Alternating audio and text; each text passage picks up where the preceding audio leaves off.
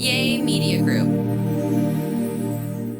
Girl, we are going to get canceled 30 times over in this episode. Cancel this whole episode. Cancel High Key, girl. We're done. One of us is fighting for Kanye. The other person won't camp and is out here being like, I hate Drag Race and I want them to burn down. And it wasn't me this time. And loves AI.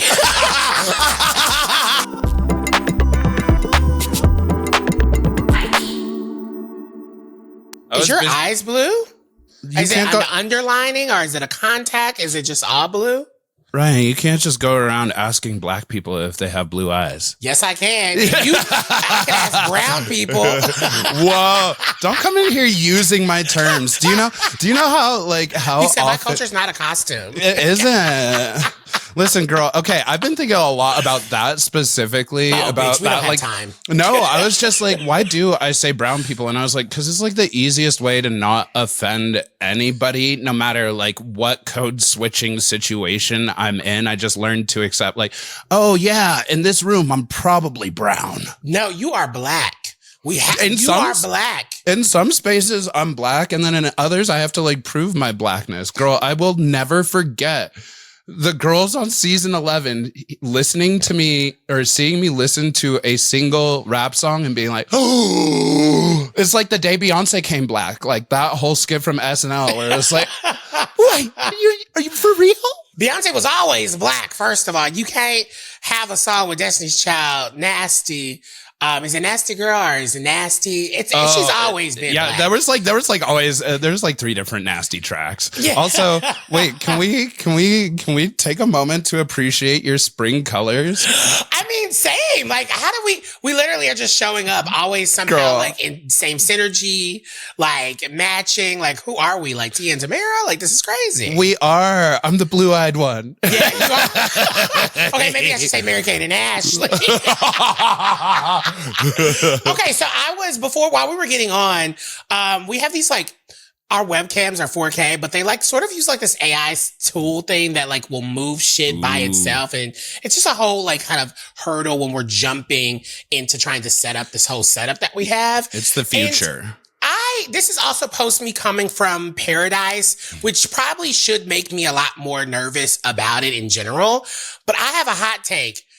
I am not as like terrified of AI as everyone else seems to be. And I know, bitch, it's an issue. I know it's an issue from an environmental. It's not an issue. That's not a hot take, girl. No. That is a boiling take. No, what? Here's the thing. It's bad when it comes to environmental issues. It's bad when it becomes to like, job losses. It's like all these things are like, it's going to have negative impacts. I understand that completely. But I'm also of the same kind of like lane of like, I want to be as smart about it as I possibly can. And that for me somehow takes away the fear that I think a lot of people have around what it means. And then you think about like shows that have like, or movies that have historically shown us that if AI becomes in power, it's going to press the big red button and like send nuclear war. Yeah, and girl. It's just like a whole thing. Like I understand that, but I'm just, honestly, I don't have like insane, intense alarms that go off when it comes to like thinking about AI for some reason. I don't know. That's because the AI is working, girl. Y'all heard it here first. Ryan has been taken over by the AI overlords. She said, I'm embracing the future. I've got them connected in my digital pussy. And much like Timothy Chalamet, I don't give a shit about your dead art forms like living and thinking. And my digital pussy is uploaded completely. It is uploaded. And but here's the thing. Like I said, I can't stress this enough. I understand all of the like really insane negative impacts that it has and will continue to have. I really do. But I just don't think it's going anywhere. And when something isn't going anywhere, it's just sort of like, how do you sort of like incorporate it into your life in the ways where you feel like you can Girl, just do not be speaking that out loud into the world. Do you know how fucking dangerous that is to be while AI is listening to us to be like, yeah, I think she's pretty mid. She is about to come back and get us. She's gonna be like, oh, you don't think I'm going anywhere? Next week, it's HIGHKEY, like hosted by Evie and Ryan. AI.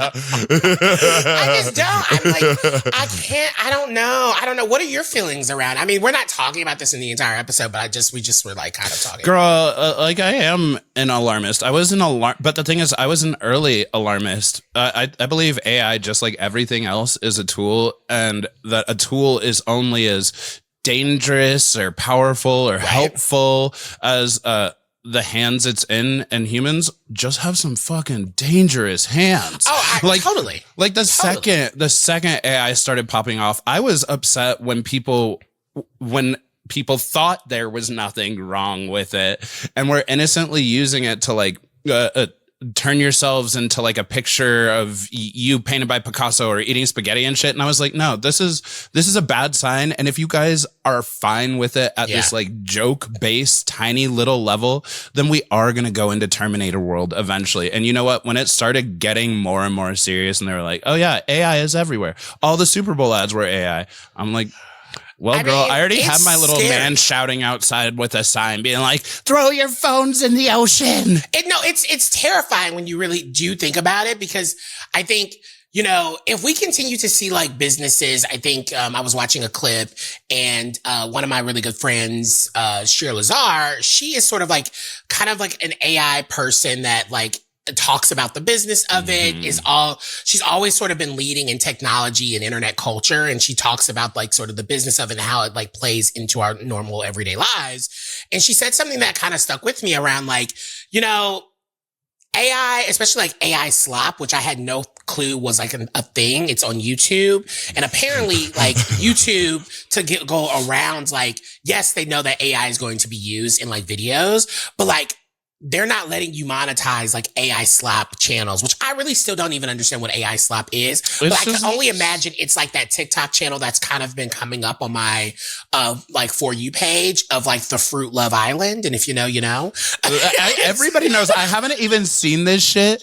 And I've like seen cultural references and jokes about it. And then also just random old like sloppy 3D animation food porn. Yeah, like it sparked a whole controversy. It's weird, but it's just crazy to me because I've seen it. It's now like even my mom is like on this thing where she has been sending me like AI animations of Coco. Like every photo I send her, she's like putting it through like an AI machine, and she's like, it's like creating. There was one photo Coco was sitting in front of a fireside, and then the other one where she was like this animated cartoon. I'm like, Mom, please stop using it, because this is just, it's true. I do think the research is showing us that it is having an impact on our brain capacity in a real way. But for some reason, I still land at like being able to use it. You're supposed to be using it as a partner, not like a guide.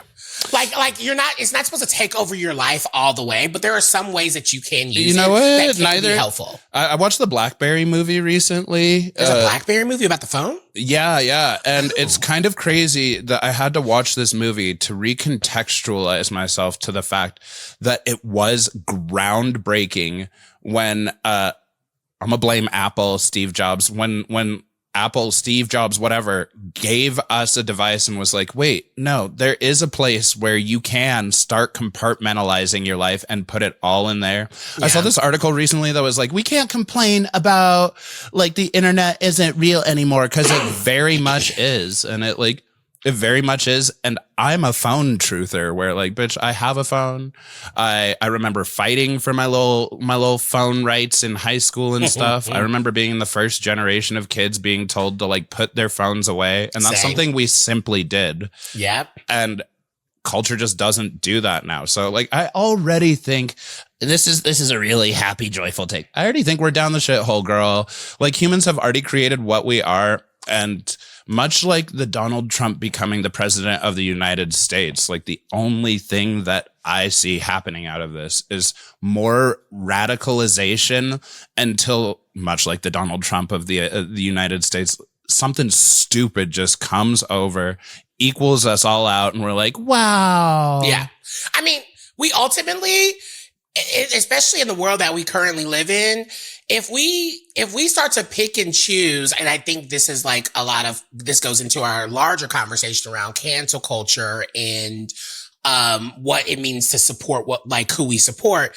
There's literally, I feel like at this point, there's a long ass list of things that if we actually went by the bylines of us not like enjoying, like our wanting to support something or going to something, we would literally never be able to go anything. We would most definitely be hashtag Amish culture because bitch, everything, every device, every like major event, it's all tied back to probably something that we should not be like largely supporting or someone that is largely supporting something. Yeah, it's all tied back to a big shadow corporation, capitalist, the crazy hippie speak that I'm saying anti-man agenda. And the shitty part is that like no matter how many weird made up woke words I use that have existed since the 60s and developed since then, it's all actually true. I mean, but however comma though, I'm keeping my foot on the cancellation button of Kanye West. There's no world in any way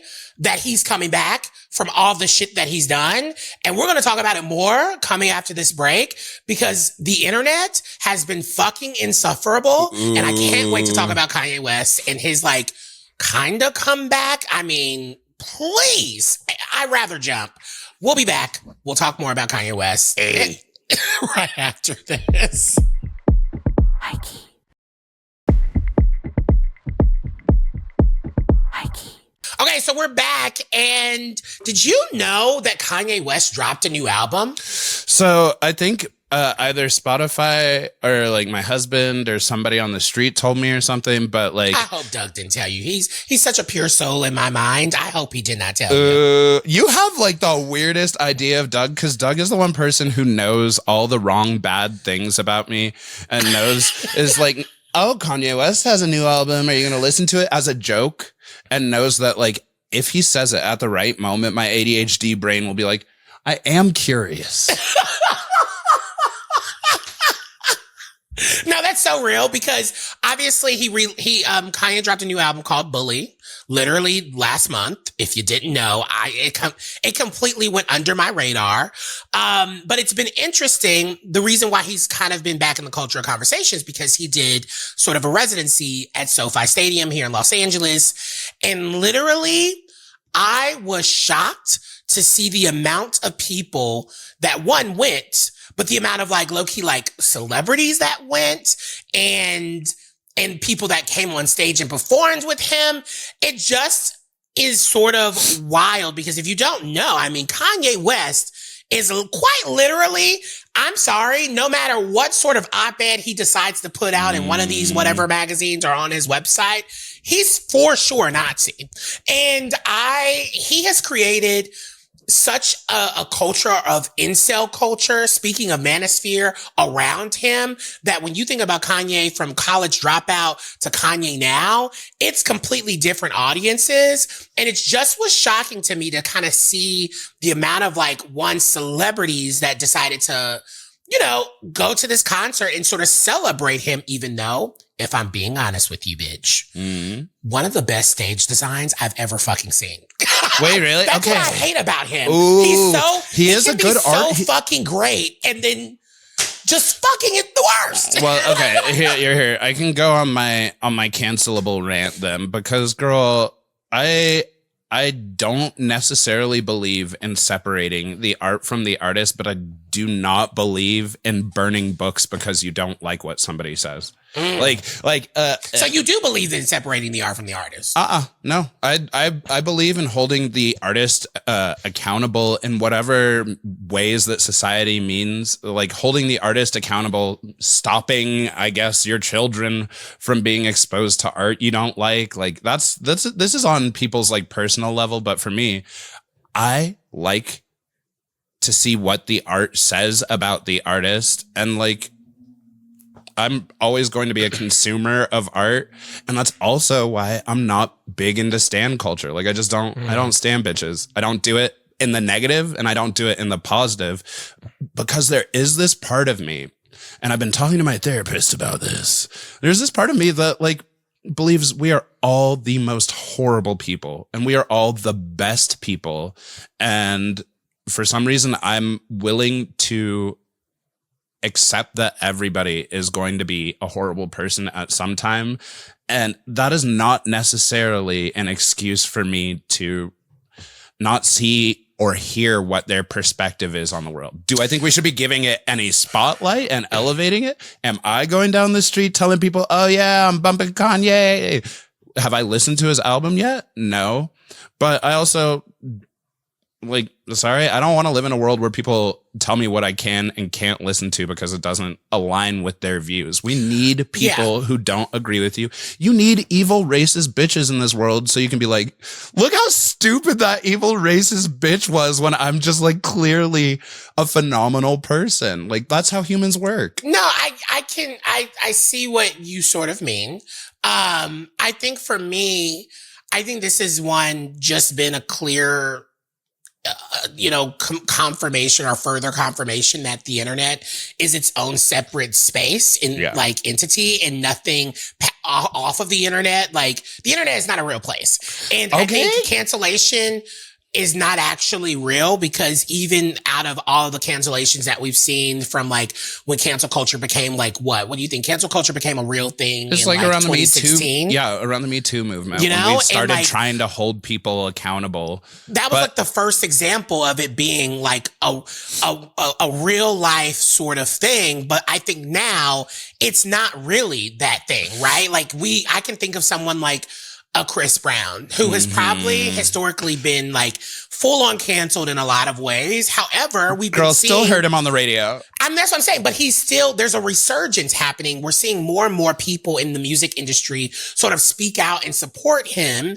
And it becomes a full circle moment where it's like, well, does cancel culture mean you get to take a year off or 2 years off and then you get to come back and like become like clean slate and just be completely clean again? Like, what does it actually mean nowadays? Because it actually just feels like it's just an internet buzzword versus they're actually it is an internet buzzword, but that's kind of all it really was. Like, to your point, that goes back to our little AI talk, is the internet is both a very real place, and we have to acknowledge that it is a real place that we all contribute to the idea of that like, it's not a real place. It is a real place. We build the reality off of the internet. Like, I legit, if I hadn't been on the internet, I wouldn't have heard about this Kanye West thing. It is a place where we all connect. I think it's like a place where people exist, but it's not a real place. That's what I'm saying, is that it's both. It is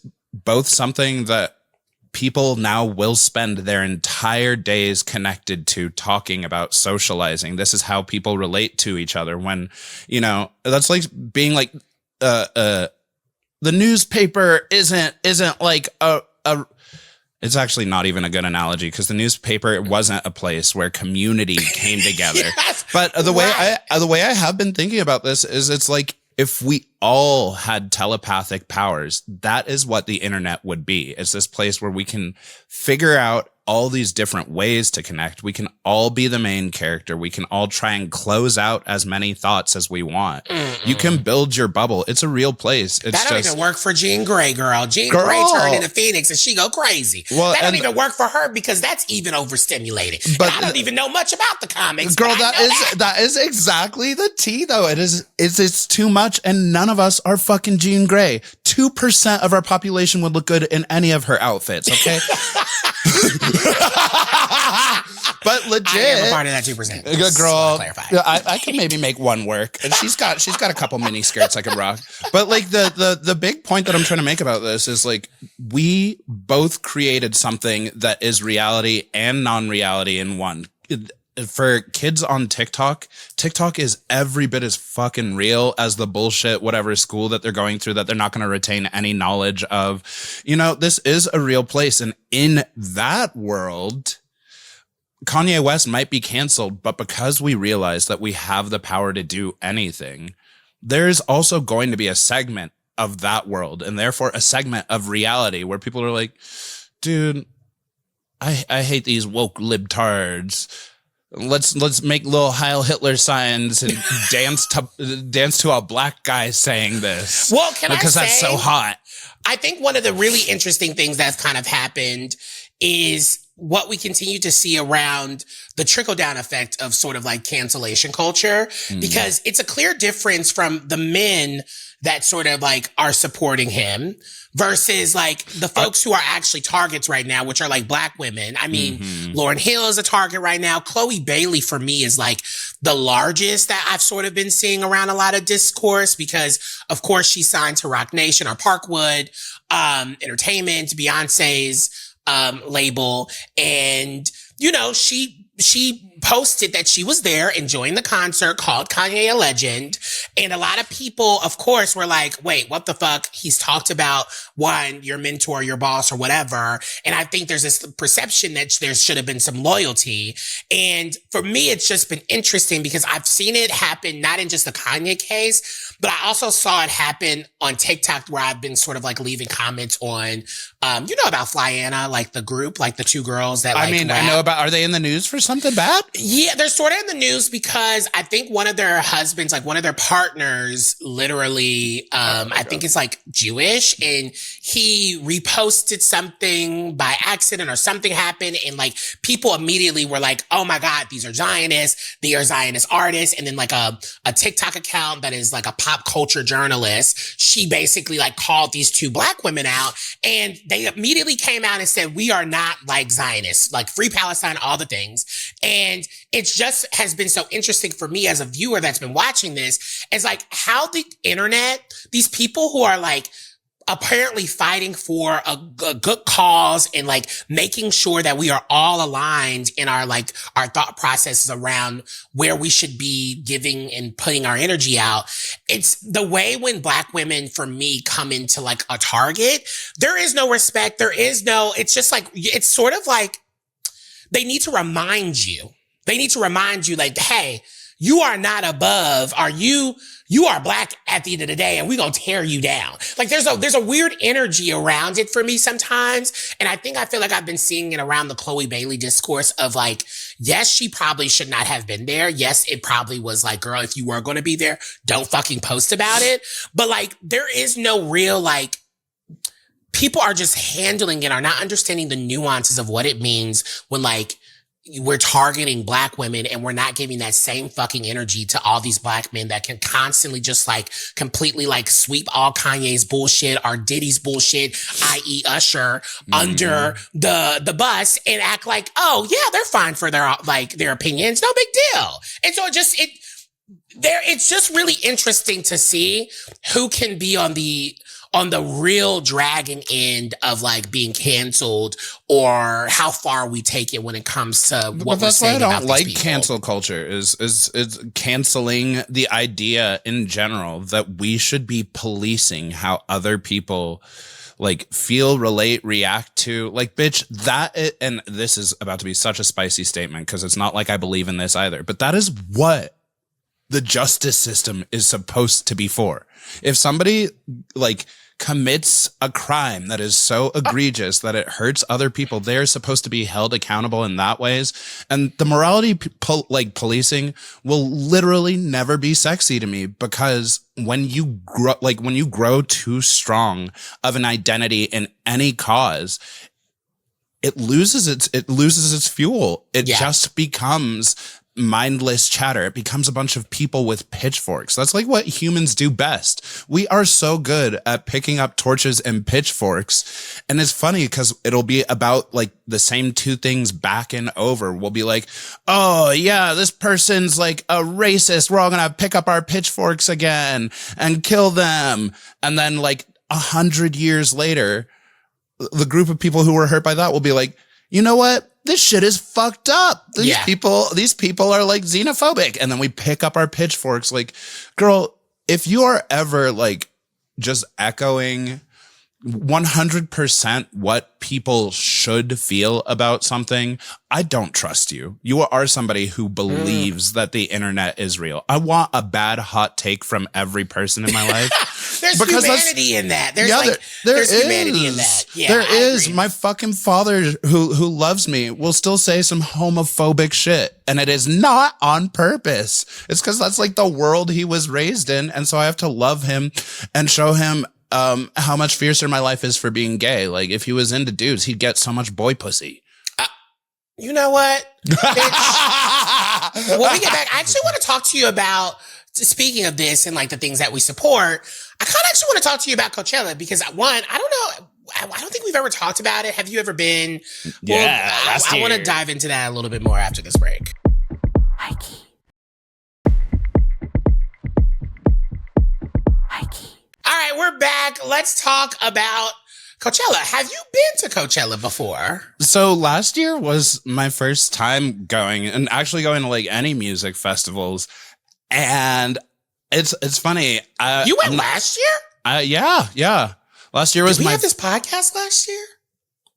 I don't, around this time, like, yeah, I don't know, maybe we were like in meetings being like, are we going to use the color purple or? Oh, were those times different? Oh, girl, that was a whole different world. But yeah, no, I went last year for the first time, and I'd never been to music festivals ever. I wasn't really like a live show concert girly, which is shocking to me because you're a performer and an artist. So yeah, like, that's why I wasn't. I grew up poor as shit. My mom was never gonna like be like, yeah, let's pay $800 so you can see somebody else doing something that we both know you are just waiting for them to get off that stage so you can have your 5-second dance break. Yeah, like yeah. So like it was never my thing, and I was just like. I was just at an FK Twigs concert last week, and I was just thinking about how much more enjoyable that experience would have been for me if it was at a festival. I was sitting on some grass. I was smoking some weed. Yeah. And my night, the vibes of that were not directly impacted by whether or not I was packed in around people in a closed-in space. Like, festivals are the the shit. Floor of that concert? Yeah, but it was at the Fillmore here in Denver, so it's like most of that place is the floor. I did not have seat money. Work. Yeah, because I am now a firm believer of like, I will not be standing at concerts anymore. Like nope. I'm most definitely a first row in the 100 section. Like when I saw Beyonce both times, we sat in the same spot, and we unfortunately paid too much damn money for them tickets. But once I'm there, it's worth it because I can sit down during the interludes. It's just right. It's perfect. And of course, you know, my claim to fame, I was in one of her tour videos. And so it's, for me, concerts, I've always gone, even from a young age. I think my mom was always really great at like introducing me and putting me into those like spaces, even though it's so funny. My mom never once really believed in the power of the arts, but she always believed in like extracurricular activities. And so if I was asking to go to like the Scream tour or go see Destiny's Child, you know, like she always found out a way to like make that happen, was like, yeah, let's do it. But I don't think she actually saw it, especially once I started to be like interested in theater and like choir and all the things. She was like, what the fuck is this? But like, get that shit out. Festival culture never really was a thing until I moved to LA.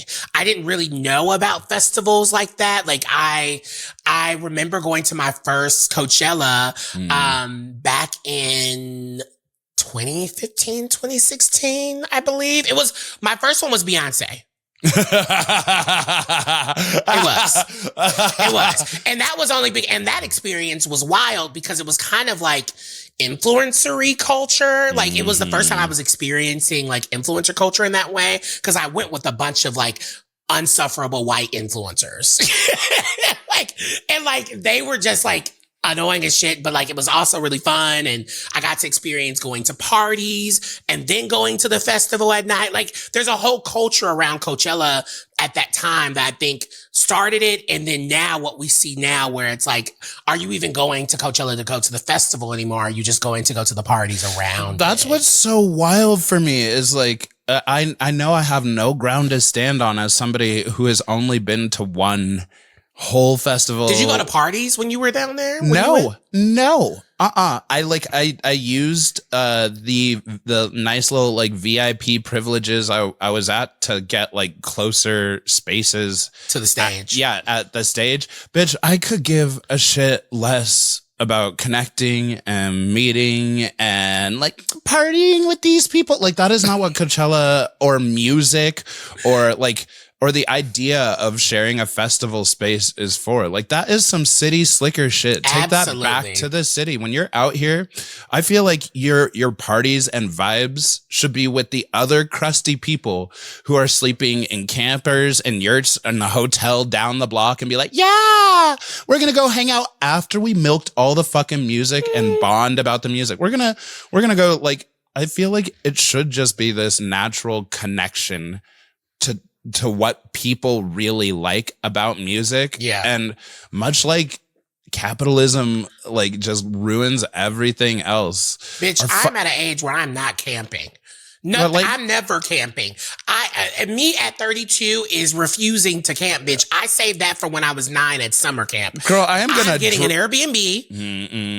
Nuh-uh. I'm getting a hotel. Girl. Or I'm not car camping. I'm not tent camping. And to be quite honest, all of that shit now is probably the same price to get an Airbnb and to camp. It's the same price. Okay, well, you're not wrong there. You're not wrong there. I will never on the ground camp again. I am disabled and old enough to know that. But never camping, you know what I wish on you, girl? I wish a really fine man comes into your life. I hope he is the guy of your dreams. I hope, like, Beyonce plays Coachella or something again, and he's like, ooh, babe, I want to go. And you're like, I want to go camping. And he's like, gets down on one knee and he pulls out a ring, and you're like, I won't do it. And he's like, if you do not go camping with me, I'm going to take my big, rich, fine dick to some other bitch in the Beyonce Coachella area. Like, would you do it for? He might not be the dream of the man of my dreams. Because no man of my dreams is going to ask me to camp and then in exchange for some dick or a ring. He's never going to do that to me. Now, if he was like, okay, I'm gonna Burning Man this and get like a really nice RV, and then we're going to do RV culture. That's a different thing. Oh my God. Give me a Kazodi or whatever them like trailers are called that I use during Pride. Give me something like that, because I need air conditioning, bitch. I don't have time to be in the desert with the dust and the dirt and all the things happening. Like, that for me is not the vibe. My second Coachella was Ariana Grande, which was also really fun, even though I will continue to say, once I've gone to Coachella, I never needed to really go back again, because one, a show and a festival like Coachella, and to be honest, most festivals, I think they're actually meant to watch them from your couch. Like, especially if there's a live stream, they are meant to watch from your couch. You get a better viewing of like the artist, of the actual show that the artist wants you to see. For me, I love Coachella weekend. Cannot wait to turn on the live stream and just watch it and know the schedule and watch the artist that I want to watch. I don't need to be out there. I don't. Oh, the vibes though, girl, the vibes. I've done it. I don't need it to do it anymore. Well, I mean, you know what? I'm not actually coming for you on that, because I went last year. I'm not going this year. I'm like, I need a break. Like, not that I'm not excited about any of the artists, but I'm like, do I want to pay exorbitant rich person, like, oh yes, this means nothing to me, amounts of money to go get extra dehydrated for a couple days and do drugs so that people can ask if I saw the same blah, blah, blah artist. And then, like, it's just not, it's not worth it all the time. Yeah. But I would do it again. You know what I am excited for is I want to make queer campouts this year. Like, that's what I want to do. I want to go. There's one that just started here in Colorado by this group called Playhouse that I work with sometimes. I want to go to that. I want to go to Honcho. I want to go to like every queer camp out I can. And like sleep in a sleeping bag or like in an actual tent. Like, well, girl, I'll still pay for like the amenities. Their little yurts with a little raised bed and an air conditioner. Because like that's what I mean by camping is like I've done plenty of the hard rock sleeping on sleeping bags. I can't do that anymore. But the whole like camp experience of being in nature with enough luxury showers, I could do that. Wait. I know we're deep in the camp, the festy talk of it all. Real quick, I want to pivot though, because this is probably the only time we could ever talk about it, and it'll still be relevant in the time period next week. Okay. Can we talk a little bit about Drag Race? We have okay, let's do it. We have our final three. which is Mikey Meeks, Darlene Mitchell, and Nene Coco. Crazy. How do you feel about number one, that top three, and then number two, the episode that got us there? Actually, honestly, three of the people. I think if we go back and like listen to what we like guessed on in the beginning of this season, I think Kenya Pleaser, of course, was in there. But like, this is honestly aligned with like the top 3 or 4 that I wanted. I think this is going to be crazy, but I think this is either a Darlene's like game. I think she may win, which is kind of wild to me. She's fucking incredible. I think she is going to take the crown, but if not her, it's going to be Mikey. Yeah. That's like very where the tea is. I feel like Mikey represents like the brand and excellence, and her like character arc throughout the show was something people can really get behind. And I think honestly, no matter what, like, we're going to have like a fierce winner. But yeah. I do believe that there's something special that Darlene offers in a room full of winners. And I will never stop bringing up the experience I had being in a room full of winners, and it being just like the most soul sucking experience of my life. Being like, girl, literally, we took all of my favorite artists and we just sucked any of the special out of them and turn them into a bunch of bitches who are just sitting around talking about where they got their plastic surgery and their new lace front. Like, girl. Did you see that TikTok video that has gone viral about like, if Darlene wins, it's like Drag Race leaning into the conservative climate of like what we're like kind of experiencing culturally right now. It was like this person it's honestly one of those things where it's like your one friend that's way too woke. Yeah. But they went on sort of like an analysis of like Darlene from an aesthetic outer experience. Sort of, it completely aligns with like a traditional view of, and especially with the final group of being all white folks. Girl, I was gonna say, I thought it when we got to the final white 3, girl, I was like, ooh. It's kind of wild. I mean, because Darlene is sort of middle of America, kind of has that experience. Like, I don't know if she is, but like she has that aesthetic about her. Her drag sort of speaks into that. And maybe she's more digestible for a middle of America straight white woman that is watching this show. Like, it's wild to think about that. It is wild. And I'm so glad that somebody was too woke and said that, because my mind went the same place when they cut Juicy. Number one, I do think it was time. It was time. It was Juicy time, girl. Shouldn't have been there that long anyway. I just don't want to I don't want to have the hope rooting for like the underdog who could do it or whatever, especially when she does have such like a phenomenal skill set that in something like a lip sync for the crown, it's like, but that's it. Yeah, she's going to win. Like, if they bring that back, she'll win the 50K. Love that for her. But like, she was helped the entire time of like her being on Drag Race in some way. And it's not like she wasn't fabulous. It's not like she didn't grow a little, but it just doesn't. She wasn't ready. She wasn't ready, and it didn't speak as loud to somebody who was actually going to come into the finale and like at least try to delude me into believing that they are all around America's next drag superstar. I also don't think Nene Coco was ready. I wasn't going to say anything because I don't think she was ready. So shady. That sounds so shady of me because number one, Denver Pride girl, bitch, if you put a Denver queen on that show, we walk into the finale. That is just what happens. We are 4 for 4 on that bitch. Facts are facts, bitch. Facts 100%. Are facts. But however, I think out of all of the Denver girls that have walked in, she is the last one on the totem pole.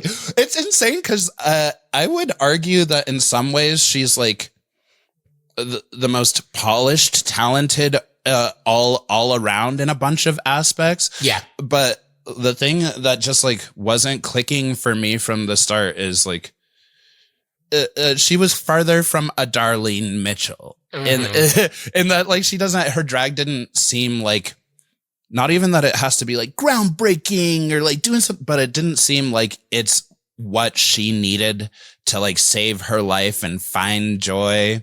And like there was something about like Nina Flowers' perspective on that blurry ass season where all you're getting is mall drag, and then suddenly here's this like visibly punk rock. Is that a man? Why does that drag queen have their like muscled arms tatted all out?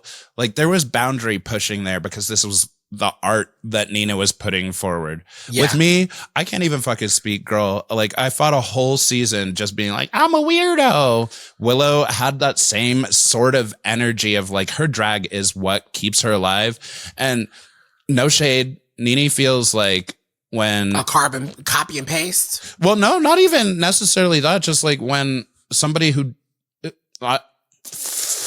there's something I've told a lot of Denver girls who ask me about how to get on. And I'm like, girl, you just have to also remember that this is a story. And just because you need Drag Race does not mean that Drag Race needs you. Like, what story are you giving to the world? And that's the long way of saying Nene Coco is another like cute, passable white gay who would have, with like a good job, a smart head on her shoulders, who would have been fine if she never started drag. I totally agree. I totally agree. And I think it's wonderful that she's been able to do what she's been able to do on the show. But at the end of the day, it's kind of like, is your drag really different than anything? What are you changing? Are you adding anything to the current kind of like shift of drag culture? And for me, I thought she was, from like the viral clips that you see on TikTok where she's doing that number with like the lizard and like the egg, or why she, you know, like I think that's it. Like that's really interesting to me. But for some reason, it's gotten lost through her Drag Race story, and I hope it's because she's good at drag, back and she finds. I mean, but I think she needs still a little more refining and tailoring. I don't think she does. I I think she's gonna be great for going back on an All Stars, having lots of money and being like, yeah, and then being like a front runner, maybe winning that competition. I don't care about All Stars because it's all about capitalism and all about like, ooh, how much can we make a brand out of this person? For me, everything is about the original seasons because it shows the heart. And I love how vulnerable Nene has been. And I still don't think there's enough for me to root there as the bitch who like barely secured wins in this competition, looking like your trashy trailer aunt. That speaks more, if I'm being quite honest, that speaks more to season 18 being a flop to me. As a total kind of package, season 18 will not be memorable. And I hate to say it, but it's where if they don't do something quickly and swiftly, I don't know if Drag Race will be able to make it to that season 20 mark off of what they're currently giving. It's just sort of like a repeat, wash. And there's nothing really fueling or giving me like excitement in the ways of like just speaking from a reality competition TV view. As someone who is like obsessed with this sort of format, you're losing the game. I think they should connect it to the people again somehow. Like people need to feel some, like take this shit on the street, bring back the weird, creepy, crunchy daytime challenges where they go harass people and sell them cherry pie. Like if that's where drag is transgressive, is in action and is in reality. And we are in a world now where people know trans people and drag queens exist. We are in politicians' mouths. So our strength is going where the people are. All right, we got to take a quick break. We'll be back with our high keys after this. High key.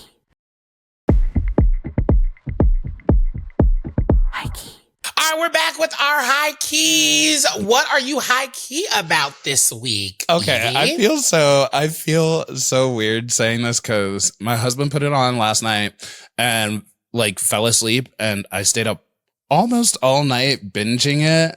I am so fucking high key about DTF St. Louis. It is. I have to watch it. Is it as good as it seems? It is just so wildly good. Girl, when I saw the trailers for it or the teasers for it, I was like, there is nothing in this like white suburban like sex scandal app thing that is ever going to touch my city slicker slut soul. Yeah. And it It's gagged you. It's like, it's gagged me, not even necessarily in the content of what they're doing. Like, I'm still the things that are scandalous for them. I'm like, oh, girl, I was doing that in high school. Oh, you guys are having threesomes in the closet of a motel and having role play. Oh, there's some cuck stuff going on. It's like straight people, though, doing this. They're not queer, but like, I think, well, that's the thing, is it like does touch on queerness. It does touch on like on otherness in general. And I'm so high key about this show because it's taken a story that I inherently don't want to tune into or like, and it's given me like some of the most like heartfelt, heart-wrenching like characters caught up in this bullshit of suburban St. Louis. Okay, well, I'm most definitely watching now. Thank you for recommending that, because I was wondering if I should start it. Yeah, and you can't sell it. There's no way to sell it right. Yeah. It's just not going to sound like something most people should be watching, but you should. So yeah. What are you high key about, Rye? I am high key about a lot of different things because everyone knows this. I'm a reality TV girly. And last week, wow, the Bravo girlies, we went through a fucking week because there's drama from Summer House to Real Housewives of Atlanta just premiered back again. And I'm just sort of like high key about, I love it when like the internet collectively is talking about one thing sometimes, especially when it comes to like the Bravoverse. And I love being on threads and like talking about and posting about the fact that like there's a huge scandal, like a high level scandal happening with one of my favorite shows that I just randomly like decided to watch from beginning to like end. And they've been 10 seasons in. I'm in it. I love Summer House. And I'm just high key about Sierra Miller. Hopefully there are some Bravo people who are listening to our show. Wait, you gotta break it down for some of us who are unbravofied bitches. Yeah, so Summer House is a show that basically groups a group of friends, and they go to a shared house in the summer, and they just like blah, blah, blah. And then Sierra Miller is one of the main characters, and then Amanda is her best friend, and there's this guy, Wes, who is like mid. And Sierra and West had like a very intense will they, won't they? They dated for a minute. West got on the show, got really addicted to the fame, kind of like shitted on her, wrote a whole New York Times article about her not being his girlfriend. And it was just like a whole thing. But now this season, he's been literally trying to win her back. And then they've been seeing places and like everyone's been like, oh my God, they're going to get back together, until Amanda, who was married to someone else in the house named Kyle, literally, they're getting a divorce. They should have never been married in the fucking first place, but white people. And there's been rumors that Amanda and Wes hook up. And they have been hooking up. And they came out with a joint statement last week about that they have like developed feelings for each other, and they just haven't talked about it because they wanted to figure everything out. And everyone's like, well, how fucking dare you, one, do this to your best friend, Sierra? And then two, how dare Wes kind of like, how dare you be like fighting over Wes? And they're not even fighting. It's just like, why is Wes even worth any of this? Like, what? Why is a man there? Everybody wants some mid dick. And there's a racial component, of course, because Sierra is Black, and she is very vocal on the show talking about what it means to be Black in white spaces. And she does a really great job at doing that. And so all that to say is like the season that is currently on Bravo right now is not even over, but the reunion is happening very, very soon.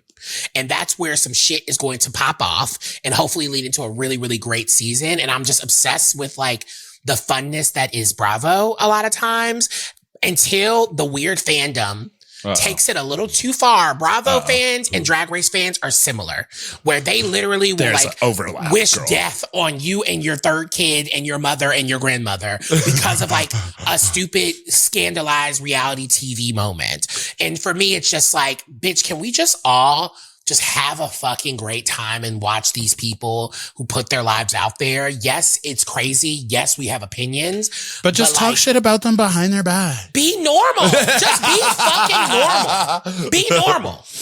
But that's what I'm high key about. I'm high key that I made it through another crazy Bravo week, and it's been fabulous. But that's our show. Great show today. Great show. This is hot and spicy for sure. If you my God. if you like what you hear, make sure you go and check us out on all socials at High Key here. Absolutely. Watch us on YouTube. Leave a comment. Also, leave us reviews on Apple Podcasts, or leave us, you know what I've been really liking? On Spotify, you can leave comments on our episode. Like you can y'all can create like a little message just board on the episode specifically and leave comments. And then we can also interact if we use Spotify. Please do that. Continue to comment on YouTube, share it. Like we're trying to get the word out about this incredible show. And, I'm very excited. We are working on also getting guests for our show. So let us know in the comments who you want to see next. Very, very excited about it. Let us know. And we will see you all next week right here on High Key. On High Key. Goodbye, bitches.